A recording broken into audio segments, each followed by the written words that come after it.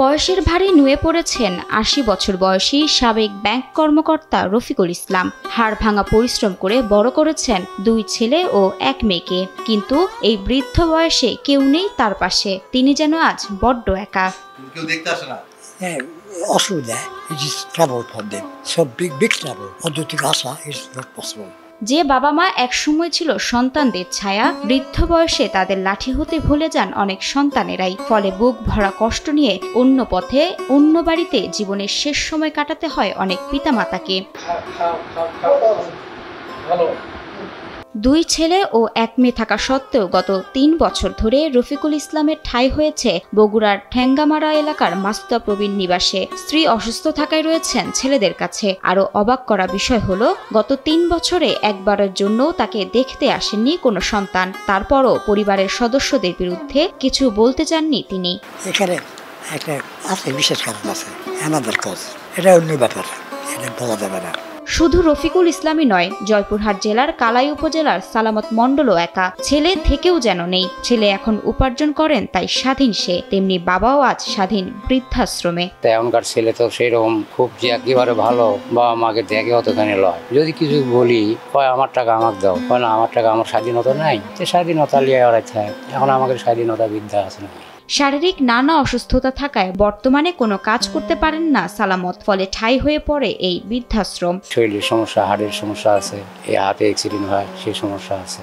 বাড়ির চালের কাম করা যায় না, করলে এমন করে হাড় চাপ দেয়। অনেকে আবার একাকিত্ব ঘোচাতে থাকেন এই বৃদ্ধাশ্রমে। তারা তো বাড়িতেই থাকে না, আমার দিন তো বাড়িতেই থাকে না, যার কাছে তাই ব্যস্ত, সন্ধ্যের মেলে তাই, কিন্তু বাড়িতে আমার ফাঁকা। মাসুদা প্রবীণ নিবাসে থাকা অন্যদের গল্পও একই। সবারই সন্তান আছে, ভাই বা পরিবার আছে, কিন্তু বাস্তবতায় তারা পরিবার থেকে আলাদা। কেবল ফোন বা বিকাশের মাধ্যমে যোগাযোগ সীমাবদ্ধ। ছোটবেলার থেকে তো আমার অসুখ, তো বাবা মা বাচ্চা থাকতে দেখেছিল ভাই, তারপরে ভাই ৩১ বছর ভালোই দেখলো, দেখে অল্প ২ বছর হলে এটা ছুঁয়ে গেছে। এখন আছে মধ্যে মধ্যে লোকজন পাঠায়, নিজে আসে না। বগুড়ার TMSS মাসুদা প্রবীণ নিবাসে ৩ বেলা খাবার, সার্বক্ষণিক পরিচর্যা, নিয়মিত চিকিৎসা সেবা সবই পান। তবে থাকতে হয় স্বজন থেকে আলাদা। তবুও সন্তানদের বিরুদ্ধে অভিযোগ নেই তাদের।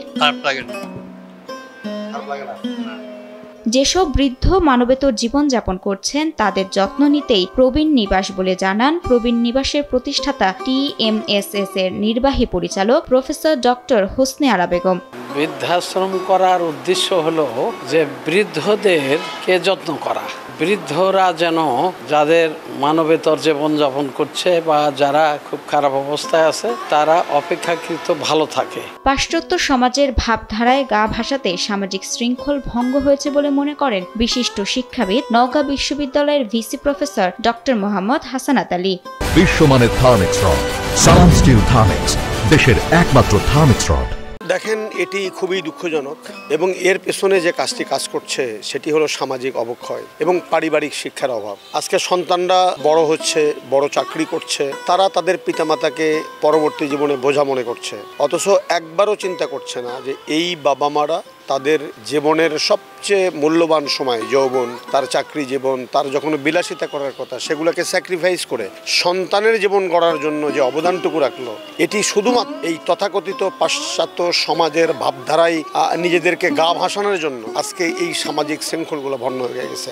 বাবা হলো প্রতিটি সন্তানের জন্য এক বটবৃক্ষের ছায়া। যে বাবা হাজারো টানাপোড়েন ও কষ্টের মাঝে সন্তানের আবদান পূরণ করে অকপটে, এমনকি বাবার হাত ধরে হাঁটতে শেখা, কাঁধে করে মেলায় ঘুরে বেড়ানো, সেসব দিনগুলো ভুলে না যেয়ে প্রতিটি সন্তানেরই উচিত শত ব্যস্ততার মাঝেও বৃদ্ধ বাবা মাকে সময় দেওয়া ও আগলে রাখা। আজ বিশ্ব বাবা দিবসে ভালো থাকুক সকল বাবারা, অটুট থাকুক বাবা সন্তানের বন্ধন, এটাই সবার প্রত্যাশা।